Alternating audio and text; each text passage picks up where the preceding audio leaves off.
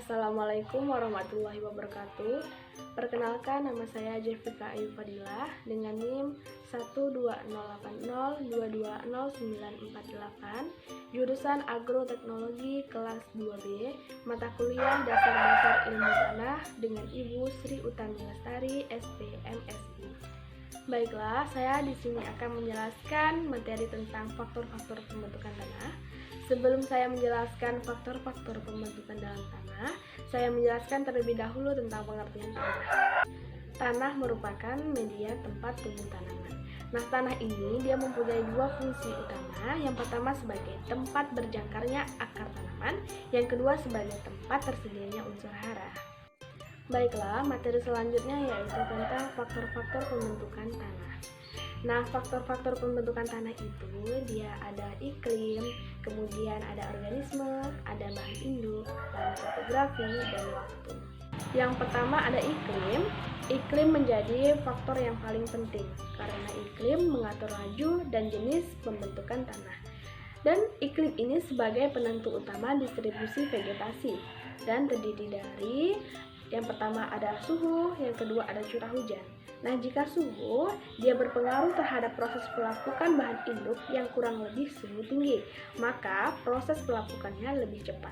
Yang kedua ada curah hujan. Curah hujan ini berpengaruh terhadap kekuatan erosi dan pencucian tanah. Selanjutnya, yang kedua ada organisme. Nah, organisme ini mempengaruhi rentang perkembangan tanah yang kurang lebih bakteri dan jamur membantu dekomposisi tanaman. Yang kedua, berkaitan dengan horizon tanah yang kurang lebih semakin banyak aktivitas organisme, maka horizon tanah semakin tidak terlalu berbeda. Yang ketiga, tutupan vegetasi mempengaruhi sifat humus tanah. Yang keempat, ada akar tanaman dapat mengikat partikel tanah dan membantu dalam proses kompresi tanah. Lalu yang terakhir meliputi vegetasi, mikroba, dan hewan. Selanjutnya, faktor yang ketiga ada bahan induk. Nah, bahan induk ini terdiri atas batuan dan bahan organik. Nah, batuan ini yang kurang lebih hasilnya tanah mineral. Kemudian bahan organik ini kurang lebih berasal dari campuran dengan bahan mineral, hasilnya tanah organik. Kemudian bahan induk ini mempengaruhi laju dan jalan pembentukan tanah.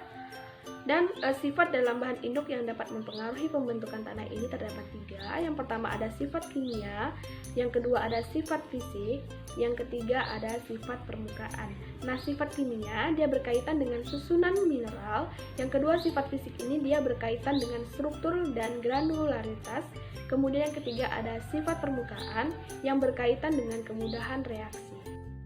Selanjutnya, faktor yang keempat yaitu ada topografi.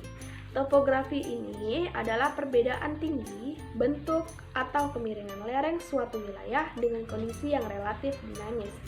Nah, dampak ketebalan profil tanah yang kurang lebih jika topografi miring, lapisan tanahnya lebih tipis karena ada erosi.